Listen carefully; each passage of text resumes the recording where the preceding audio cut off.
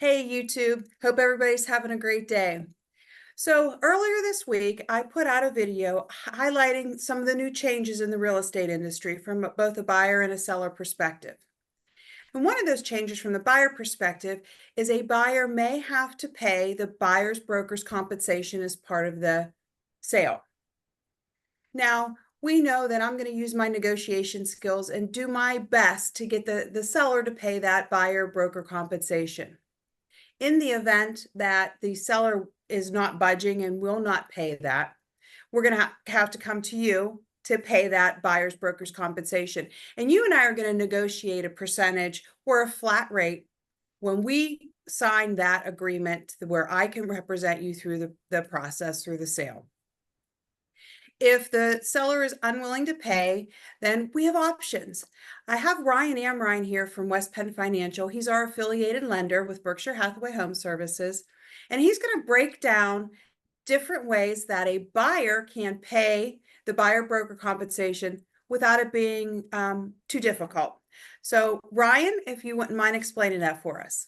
Hi, Kay. Appreciate you having me today. And yes, definitely, these changes in the real estate world are the biggest changes in pretty much decades. So it's good to get the news out there to what the buyers have their options. So of course, we want in most circumstances the seller to still negotiate to pay buyer broker commission. But in the case that that does not happen because of the market, buyers have options. The first option would be seller assistance. Seller assistance has always been around, and seller assistance is when for any mortgage type, you're allowed to ask the seller to pay just some of your closing costs. Usually it's a percentage. 3% has become very common, though that's not always the max amount.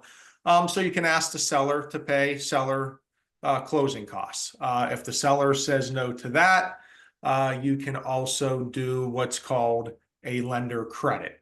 A lender credit is when myself, the lender, will give you a credit towards your closing costs. So if you're paying some of the commission, the lender credit can then offset some of that cost.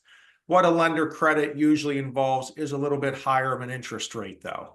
We will increase the interest rate to then give you a credit to make sure you can still get in the home with least amount of funds out of pocket. Of course, on the financing side, that's still what we're most concerned about and worried about is a buyer's getting into a home with least amount out of funds out of pocket to make it reasonable in this economy. Oh, wow, that's great information, Ryan. Now, what if a buyer really can't afford to buy down the rate? What are the other options that they have?